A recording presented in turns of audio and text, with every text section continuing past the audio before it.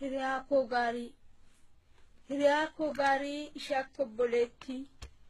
taateetti akka haadhaas na waamtee golatti na gorsitee hedduu rakkoof gidiraatti dhiisii irra darbiin hogguu gorsa keetii har'a hiree taatee wal dhabne akkanatti jireenyi gabrummaa addaan nu fageesse ciibsinee wal wal'aanuuf boonyee wal awwaaluu akkas nutti cimsee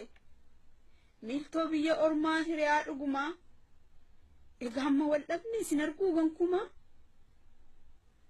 beellama qabanne haquu keenaan himne nan dhufaanii dhuftaa waliin mari'anne wal qabannee deemuuf bakka irraa kaane dhugaa garaadhumaan waliin beellamanne mee maaluma laata wanta nan hin beekne kan qofaa si dhibe mari'annee furuuf wal waammannan turre egaa maaltu taanaan hamma mil'uu hijaattasuma wal dhabne moo si yaade jedhan haadha keetu daraa didii sitti ulfaate ammas akka duraa egaanuma deemtee jabaatee garaan kee harmee kee filattee afbaaf obboleessa kee obbolaa keef dhaamtee waan dhaamuufii qabdu isaanoo sin quufne maaf jajjartee obsuu kan biraa hafuu nagaan jenne taanaan jaaldaa'u si gaddu dhugaa sitti gaddu gadda yoomuu hin baane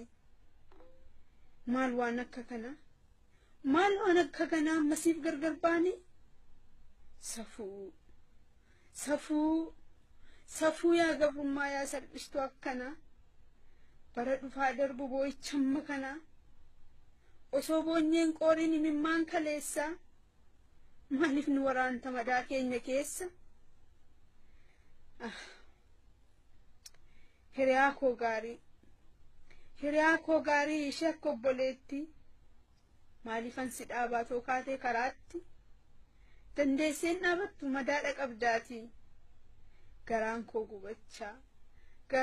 koo gubachaa lamuu sin argadhu deemi gaa nagaatti